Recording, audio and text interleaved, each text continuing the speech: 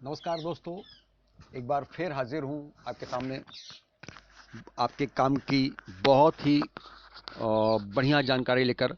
जो अगर आप बिजनेस से ताल्लुक़ रखते हैं या आप बिजनेस में बहुत आगे बढ़ना चाहते हैं तो निश्चित रूप से आज की जो एपिसोड है वह आपके लिए है और ये आपके बहुत काम आने वाला है। आपकी कुंडली से आप डिसाइड कर सकते हैं कि आपको क्या करना चाहिए, क्या नहीं करना चाहिए, कौन से बिजनेस में जाना चाहिए, क्योंकि एक बार बिजनेस में बड़ा इन्वेस्टमेंट करने के बाद अगर उसमें फ़ायदा नहीं होता है, आपका बिजनेस नहीं चलता है, तो बहुत बड़ी तादाद में पैसा डूबता है और आपके साथ दुखी होते हैं आपके घर के लोग, आपके आसपास के लोग, आपके मित्र, आपका समाज। इसलिए आज की जो जानकारी है वो आपके बहुत काम आने वाली है। बस यही प्रार्थना है कि अगर ये वीडियो पसंद आए आपको तो इसको लाइक करें, सब्सक्राइब करें और शेयर करें, ज़्यादा से ज़्यादा लोगों तक पहुंचाएं ताकि सबको ये जानकारी मिल सके। मैं हूं आपका मित्र पंडित प्रकाश उपाध्याय। दोस्तों, आप जानते हैं हर व्यक्ति हर काम नहीं कर सकता है। सबकी अलग अलग कार्य क्षमता व मानसिक स्थिति होती है और उसी के अनुरूप लोगों को अपना कार्य क्षेत्र चुनना चाहिए। एक बहुत कॉमन सी बात है। कुछ लोगों को जॉब करना अच्छा लगता है तो कुछ लोगों को जॉब देना अच्छा लगता है। लोगों को आप जॉब तभी दे सकते हैं जब आप बिजनेस करेंगे या बहुत बड़े अफसर होंगे। और बिजनेस में आप तभी सफल हो सकते हैं जब कुंडली में, आपकी कुंडली में बिजनेस से संबंधित ग्रह, भाव या योग प्रबल हों। इसके अलावा और कोई काम नहीं चल सकता। मोस्टली दसम भाव या दसम भाव का स्वामी का संबंध आपकी जीविका से होता है। जीविका मतलब डेली इनकम, आप सोर्स, आपकी कमाई, आपकी आजीविका से होता है। द्वितीय भाव धन का है। द्वितीय धन भाव का अधिपति एकादश आपका आय भाव, आपका लाभ भाव। और एकादश का स्वामी भी कुंडली में मजबूत या स्ट्रांग होना बहुत जरूरी है, क्योंकि सेकंड हाउस और सेकंड हाउस का लॉर्ड का संबंध धन से होता है और 11th हाउस और 11th हाउस के लॉर्ड का संबंध लाभ से होता है, आपके प्रॉफिट से होता है। व्यापार में धन और लाभ का ही विशेष महत्व है। धन नहीं होगा तो बिजनेस कर पाना मुश्किल है, रोलिंग नहीं होगी जब, तो धन अच्छे से जब नहीं आता है तो बिजनेस करने से क्या फायदा। तो राज राशियों के हिसाब से आप ये जान लीजिए कि क्या है आप में सबसे बड़ी अच्छाई, क्या है सबसे बड़ी बुराई, और कौन सा ग्रह आपको क्या दे सकता है और क्या नहीं दे सकता है। यदि आपकी कुंडली का एक भाव में आप देखें, 11वां भाव जो देखें, मगर लग्न को अपन एक नंबर मांगते हैं तो वहां से आप गिनना शुरू करें लग्न को एक मानकर। 11वां भाव जो है, जो राशि बैठी हो और उसका स्वामी अगर बलवान नहीं है तो आप ये तय मान लीजिए कि व्यापार में आपको लाभ नहीं होगा। वैसे तो मूलतः व्यापार के लिए बुध और बृहस्पति ग्रह का शुभ होना अच्छा माना जाता है। और बुध अगर एकादश में बैठ जाए और बृहस्पति एकादश में बैठ जाए या दोनों एकादश में बैठ जाएं तो फिर तो क्या कहने।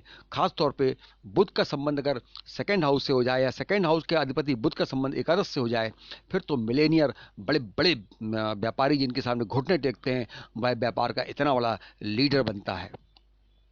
लेकिन व्यापार किस चीज से अच्छा संबंधित है, इसके लिए प्रत्येक ग्रह की अलग अलग क्षेत्र में विशेष भूमिका है। अब जरूरी नहीं कि आपके पिता ने अगर मान लीजिए कि ज्वेलरी का काम किया है पर आपका तो माइनिंग में इंटरेस्ट है, आपका तो होटल मैनेजमेंट में इंटरेस्ट है, आप तो पॉलिटिक्स में जाना चाहते हैं, आप तो खरीद किताबें बेचना चाहते हैं, आपका तो अनाज में इंटरेस्ट है। कई बार ये होता है। तो ये हो सकता है कि आप अपने पिता से अलग कुछ बिजनेस करना चाहें। बहुत लोग ऐसा करते हैं। अमिताभ बच्चन के पिता कवि थे, लेकिन अमिताभ बच्चन कलाकार बने, उसमें सफलता प्राप्त की। हो सकता है उनके पिताजी अगर कला क्षेत्र में आते तो सफलता ना मिलती, या अमिताभ बच्चन कविताएं लिखते, और अगर लिखने का इतना योग होता तो अभी तक लिख दिया होता। तो ये आपके ग्रह तय कर देते हैं। आपको मैं वही समझा रहा हूं कि आप किस फील्ड में जाना चाहते हैं। इसके लिए आप अपनी कुंडली में कौन सा ग्रह देखें, इसको अगर आपने जान लिया तो आपको सफल होने से कोई नहीं रोक सकता। जैसे यदि आप राजनीति में, चिकित्सा क्षेत्र में, विद्युत विभाग में, होटल मैनेजमेंट में, रेलवे विभाग में, आभूषण खरीदना बेचना, रत्न बेचना, विद्युत उपकरण, मेडिकल स्टोर, जनरल स्टोर, कपड़े का कार्य, वाहनों का क्रय, पुस्तक भंडार, अनाजों का खरीदना बेचना आदि प्रकार के व्यवसाय करने के लिए इच्छुक हैं, तो आपकी जन्मपत्री में सूर्य ग्रह का शुभ और बलवान होना बहुत आवश्यक है। आप सबसे पहले सूर्य को देख लें, उसका शुभाशुभ देख लें, उसका बलाबल देख लें, उसके बाद फिर किसी योग जोशी से सलाह मशवरा लेकर आप आगे बढ़ें। इसके बाद यदि आपका बागवानी के कार्य में, कृषि कार्य में, लिक्विड जो पदार्थ होते हैं, दूध है, पानी है, कोल्ड ड्रिंक्स है, पेट्रोल है, केमिकल है, डीजल है, तरल पदार्थों का व्यापार है, आयुर्वेदिक दवाओं का व्यापार है, बिजली की दुकान है, मोटर पार्ट्स का आपका व्यापार है, पेट्रोल पंप है, कोल्ड ड्रिंक है, पानी है, संगीत एकेडमी है, होटल रेस्टोरेंट है, मिट्टी का कार्य है, ठेकेदारी, किसी भी क्षेत्र में कमीशन का काम है, दलाली का काम है, कैरोसिन ऑयल का काम है, प्रकाशन का काम है, दूध डेयरी आदि का व्यवसाय करना चाहते हैं तो आपकी कुंडली में चंद्रमा का बलवान होना बहुत जरूरी है। इसके बाद अगर आप कंप्यूटर के क्षेत्र में सॉफ्टवेयर, हार्डवेयर, इलेक्ट्रॉनिक, भूमि, land, medical, petrol pump, surgery का सामान, कोर्ट कचहरी, ठेकेदारी, मेडिकल की दुकान, धर्म उपदेशक, औषधि निर्माण कारखाना आदि किसी प्रकार का बिजनेस करना चाहते हैं तो आप अपनी कुंडली में देख लें कि क्या मेरा मंगल ग्रह मजबूत है। मंगल ग्रह का मजबूत होना जरूरी है, और अगर मंगल मजबूत है और मंगल के साथ दसम, दशमेश व लाभ भाव से इसका संबंध बन रहा है तो ये समझ लीजिए कि आप इस क्षेत्र में झंडे गाड़ देने का काम कर सकते हैं। इसके बाद अगर आपका इंटरेस्ट पर्यटन में है, टेलीफोन में है, तंबाकू में है, पान मसाला, कत्था, किमाम, पुस्तक के थोक विक्रेता, दूर संचार विभाग की ठेकेदारी है, रेलवे के पार्टों का जो कारखाना होता है, चूड़ियों का व्यापार है, कपड़े का व्यापार है, हरी वस्तुओं का व्यापार है, मार्केटिंग का बिजनेस है, फर्नीचर आदि का व्यवसाय है, कंप्यूटर का व्यवसाय है, कम्युनिकेशन संबंधित आपका काम है, तो आपके लिए आपकी कुंडली में बुध ग्रह का शुभ और ताकतवर होना बहुत जरूरी है, तभी आप सफल होंगे। और अन्य ग्रहों के साथ इसका शुभ योग भी होना चाहिए। दसम भाव और दशमेश के साथ लाभ भाव और लाभेश के साथ भी इसका संबंध अच्छा होना चाहिए। इसके बाद यदि आपका संपादन का कार्य है, थोक विक्रेता का काम है, पूजन भंडार काम है, पान की दुकान का, मिठाई की दुकान का, इत्र का कार्य है, फिल्म मेकिंग काम है, भूमि के क्रय विक्रय काम है, आभूषण के विक्रेता का काम है, पीली वस्तुओं का व्यापार है, वक्ता हैं आप, नेता हैं, या शिक्षा में जाना चाहते हैं, शेयर आदि का मार्केट का व्यवसाय करना चाहते हैं तो आपकी कुंडली में गुरु ग्रह का, बृहस्पति का मजबूत होना जरूरी है। अगर बृहस्पति लाभेश है, दशमेश है, नवमेश है, या इन भाव से संबंध रखते हैं, या इन भावों में बैठे हैं और इन भावों के स्वामी के साथ संबंध बना रहे हैं और वो भी बलवान रूप से, तो निश्चित रूप से आप इन्हीं क्षेत्रों में सफल होने वाले हैं। आगे बढ़ते हैं।